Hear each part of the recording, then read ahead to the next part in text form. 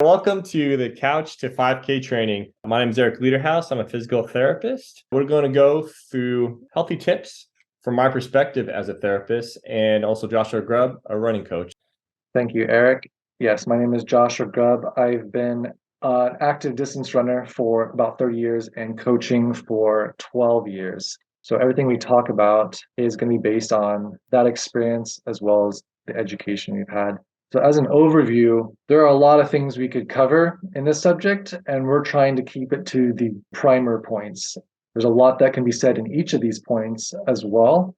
So we're hoping that this can be an introduction to additional conversations and subject matter. We've shaped this to really be for someone who's new to running. So 3 main points.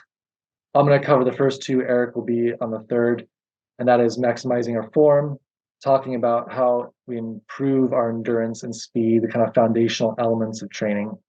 And then Eric will talk about common overuse injuries we see and how to be mindful of them and try to prevent them. So starting with form as a coach is really important to me because it actually ties into injury prevention. But there's also the elements of economy, which just means basically endurance or maximizing energy output, and that influences speed. So speed and endurance are 2 different subjects, but they really do influence each other, especially in distance running. So when we talk about form, though, to begin with, these are just the main points. We have a whole page on our website, as is shown on this slide, where you can get into the details of what each thing means and some application drills.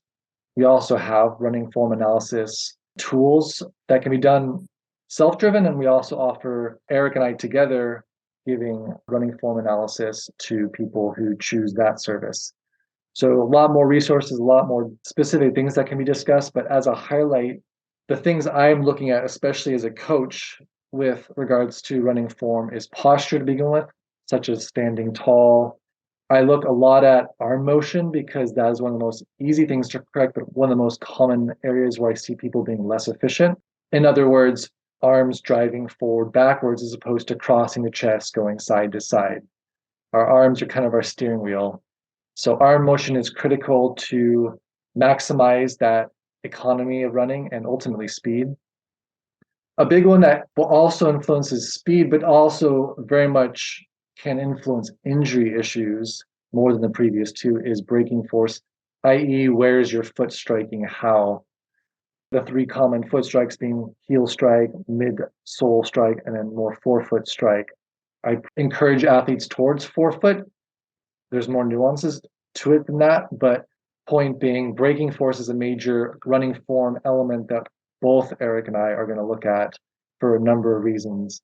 Cadence is especially about economy, but it can influence speed. You've maybe heard of the standard 180 steps per minute. That's a very general guide, but it is a good principle. And arm motion and direction heavily influences that. The 5th point being pelvic drop. This is more nuanced, but looking at someone, what are their hips doing? And this is probably even more specialized into what Eric's going to be looking at, but it is something I can see too, which can indicate where there might be weaknesses or energy being wasted basically by muscle systems not working at their best. If someone is starting out, there's some really simple application drills to start reinforcing those good habits. Again, those links at the bottom can point to more of that specific information. There are drills I do with athletes before running that both warm up the body, but also reinforce good running posture and mechanics. There are general drills we can do that are specifically to reinforce good mechanics, like that foot strike, like how the knee alignment's going, posture, all of it. Core exercises are key for posture, but also breathing strength and just general muscle strength in a number of ways. And then there can be supplemental drills based on individual needs. We have some free assessments on those vulnerabilities, whether it has to do with strength, flexibility, or motor control on our website, where you can start just on your own for free, getting a sense of where am I at. It can get more nuanced than that. And that's where it can be valuable to work with a coach like me and or a physical therapist, but it's a starting point because we all have vulnerabilities, and the more aware of them we are and the more proactive we are, in trying to strengthen or counteract them, the less injury risk we have, and the better running economy and speed we can ultimately have. And finally, stretching is always key, just with not only flexibility, but increased blood flow.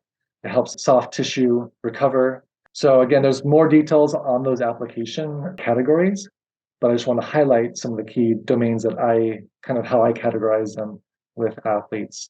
There's even subcategories to some of those things like dynamic stretching, etc. But I love this quote when we talk about training, because most people starting out are thinking most about training. It isn't the speed that usually limits someone the most. I see a lot of people with natural speed. It's how far they can take that speed. That's the endurance size. How long can you run at a speed? And that's where endurance training is repetitive, but essential and needs to be consistent to build that stamina or endurance. So how do we improve both those things? Because again, they're rarely dissociated from each other. This quote, I think, encompasses a principle really well. There is a fine balance, because if you don't do enough work, you're not going to adapt and get stronger. But if you do too much, especially too soon, that's where injuries happen. So a lot of that is where you need information from seasoned athletes and or coaches to have a sense of what you're doing, because that points to the root of most beginners' problems, or even sometimes veterans' problems. So with endurance training, the goal fundamentally is just to increase your ability to run farther for longer. It's not necessarily about how fast, it's just running without stopping, and to progressively be able to do more. It's basically building up the workload capacity for an athlete.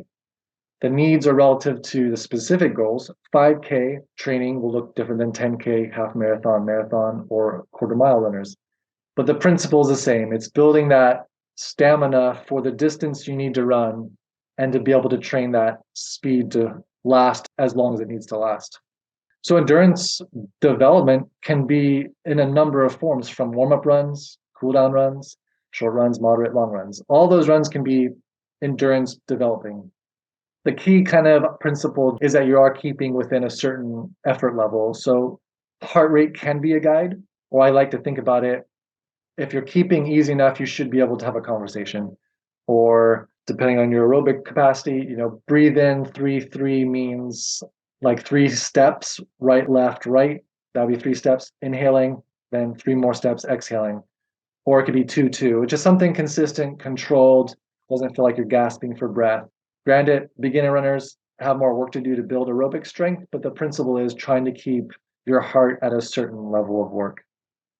Designing a training program, there's a lot of pieces and elements, but the fundamental idea of a long run, 1 time a week, is that it is whatever run comprises about a quarter of the mileage. So if you're starting out with a 10-mile week, what is a quarter of that? Or a 20-mile week, that would be a 5-mile run. It's relative completely to where the individual is at. Someone who's brand new may be able to jump right into just consistent running. And that, again, can look like a number of things. It could be X amount of days per week. It could be every day. It could be alternating with cross training. A really nice, gentle way for the body to adapt is a walk-run progression. There's a myriad of ways to do that, but it's essentially walking for a period of time, then running for a period, and walking and going back and forth. So it's much gentler on the body. Again, that can be very relative to the person's history, age, experience of injuries or other physical setbacks. There's a lot of different reasons to do that, or to be able to just go into pure running. But the idea is that the mileage, volume, the amount you're doing per week, general principle, this is not hard and fast, but like 10 to 15%, I wouldn't generally increase more than that per week. And I actually recommend every 3 weeks. So if you started out doing 10 miles 1 week, doing 10 miles for 3 weeks in a row, I have found works better to allow the body to adapt and the tissue to adapt. And then you increase the mileage for that 4th week for then the next 3 weeks. The danger is if by doing more than 10 to 15, that's where there's too much stress and risk of not enough time to adapt, or too much load too soon, and injury issues can occur. Younger athletes can get away with it more than older athletes, but even then, seeing plenty of young athletes struggle with that. So it's an art and a science, and it is a little bit subjective, but that's a basic principle. And it's helpful to know, I think, that muscle soreness is normal, especially when you're starting out, or increasing intensity or volume. And it's going to usually be the highest 2 days after the major stress. So if I have a race, for example, 2 days after the race is usually when I'm the most sore. But some would suggest through research that the risk of injury is the highest potentially that 24 hours after. And that just all that is helping dictate what are you doing after. So allowing those recovery periods. And it can be active recovery, it can be running or biking or other things, but it's just being mindful of how intense those are. Like I would never do a heavy workout with speed the day after a race because that's just too much intensity without recovery period, just a guarantee way to get broken. So it's fitting that in and designing the schedule around that, around those hard efforts. And it can be the same with the workout. So just a brief note on speed. I think this gets more into nuances of runners who are advancing more than beyond the beginner side and are really getting serious. But beginners certainly should think about this and can benefit about this to improve and get faster. A training design is going to very much be defined by the individual with many factors and many things that I could discuss with someone. But a principle I use and encourage is fitting in a little bit of speed work, which can look like a lot of things, fartleks, little 100-meter striders, 10-second hill sprints, little things. They don't have to be very formal with specific times, but just with speed. That both reinforces posture mechanics, develops mental grit, but it's also working the body and system in a certain way. I find that actually, usually the faster we're running in a moment, the better form we assume, just by nature of physics and the human body. And therefore, periodization is just basically the process of adaptation, basically just progressing in your endurance and speed. It's non-linear in the sense of there's old schools of thought, you just do endurance and then you do speed. But I believe, and many researchers promote this as well, while there are different phases of training, you do want to inject, so it's non-linear, some speed elements along the way to keep all the systems being trained and improving. So it's not all at once as well. There's more injury I've seen when it's very blatantly linear with all endurance, slow stuff, and then you suddenly include a lot of speed. There's a way of gently incorporating it increasingly. There's a lot of work to be done that's tempo focused, which is, as I've sort of suggested, how long can you sustain a specific speed? So there's a lot of different types of tempo workouts to develop that, to get you ready for race pace goals. If you're going beyond just trying to finish, which is a great starting goal. But if you are pursuing a certain goal time, definitely going to have to include some speed work. Power refers to how much basically distance you get per step. And you can develop that by biking, weightlifting, stair climbing, plyometrics. Hill running is the great most equal to running, but there's a lot of other ways to do it. There's different types of workouts that achieve both and or all of those threshold workouts, VO2 max repetitions. I cover those in a little more detail in a past workshop on the principles of training, so I won't go into that details here. And again, it's very subjective to individual goals, but all that to say, there's a lot of details, a lot of nuances to the speed side, especially of training. I'm going to turn it over to Eric now to discuss common overuse injuries and being mindful of them. Well, thank you, Josh. As a physical therapist, I see a lot of overuse injuries, especially beginning runners. So I could take you through my experience and kind of the evidence of how common overuse injuries are and hopefully how to avoid that.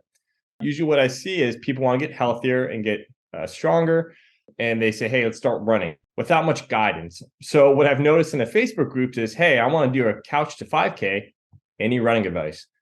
And then usually a few weeks later, same thing, doing a couch to 5K, but I hurt myself, any advice? So a lot of research shows that beginner runners have a much higher risk of injury as opposed to well-trained runners for a combination of factors, from tissue strength and resilience, as well as understanding how to train and aspects of recovery.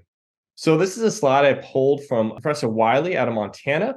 I went to a running course back in 2019 that he gave, and this is a slide just shows the common injuries we see with running.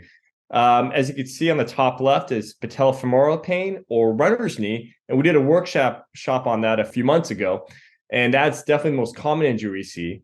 But of course, we have the IT band syndrome, tibial stress fracture, and Achilles tendinopathy. And I actually see probably Achilles tendinopathy second most in the clinic I work in.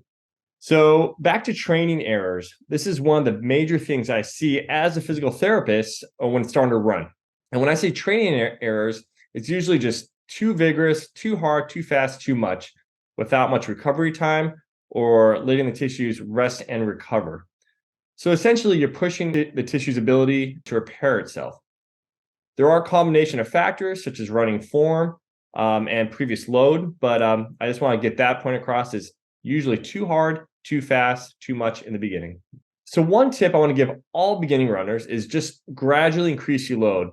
What Josh was kind of alluding to is, you want to build up your endurance and you don't want to just do speed all the time. You might hurt yourself.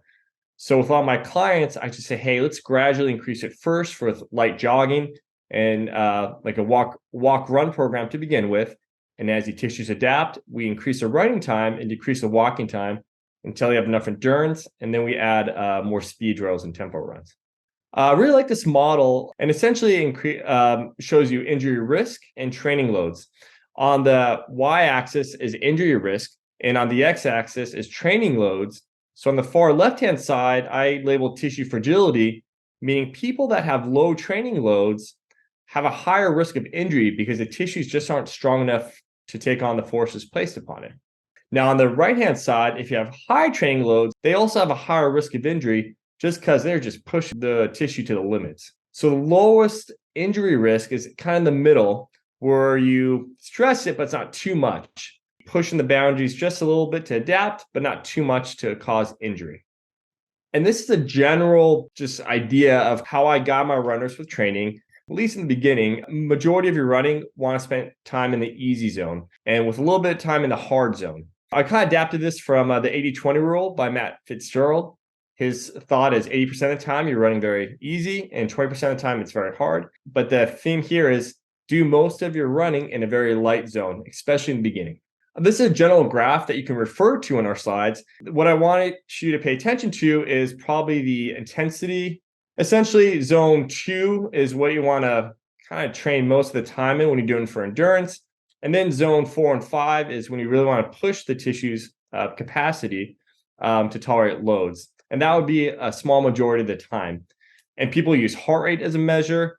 I'm kind of lazy. I use perceived exertion. So on the kind of right-hand scale there. And I just want to stress the point, recovery is extremely important.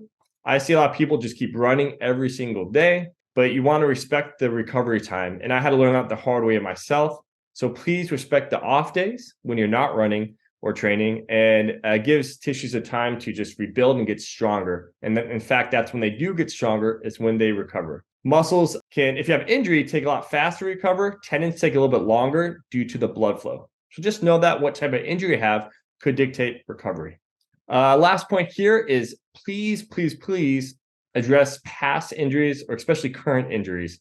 I had a hamstring issue when I was playing soccer, so sprinting, and I was out for about 5 weeks. And I didn't really treat it the way I should. It wasn't too painful, but it wasn't strong. And then, of course, I played soccer again and hurt myself again. So past injuries usually can creep up because it comes from patterns or how the way we just train. So I really want you to understand why you had those issues to begin with. And we can do one-on-ones if you have any questions about that, but also address it well so it doesn't become an issue for future running. And to kind of see where you're at with the strength, we have and flexibility and neuromuscular control. We have arc pathways to kind of help you self-assess your strength for your glutes, core, and a lot of lower extremities to see where you're at and how you can progress to reduce the risk of injury and improve your performance. And if you find one area that's a little weaker, we can take you through a series of exercises to kind of help progress you along so it doesn't become an issue. So prevention is much better than going through an injury. And here's a simple graph of showing loading capacity. And when I say load capacity, I mean strengthening. So loading with weights, squats, lunges. If you improve the tissue's resilience, your injury risk becomes much lower. So on the left is the untrained athlete, and the right is a trained athlete. If you're not training too much, say you run 1 mile, you might have an increased injury risk because the tissue's loading capacity isn't that great. Whereas if you're training, the tissues are responsive to load, and the injury risk is much lower, say when performing a mile. There are many subjects that also relate to training and choosing your running shoes, nutrition. There's a whole psychology of it. Coming up in April, we are actually going to have a workshop with another physical therapist, Dr. Rita Chorba, who wrote a book on running shoe selection. So hope you could join us there, as that will likely be a rich conversation about how do I pick shoes? What are the right shoes for me? Thank you for joining us in this conversation today. And please do reach out directly if you have questions, follow up subjects you want us to discuss. Thank you.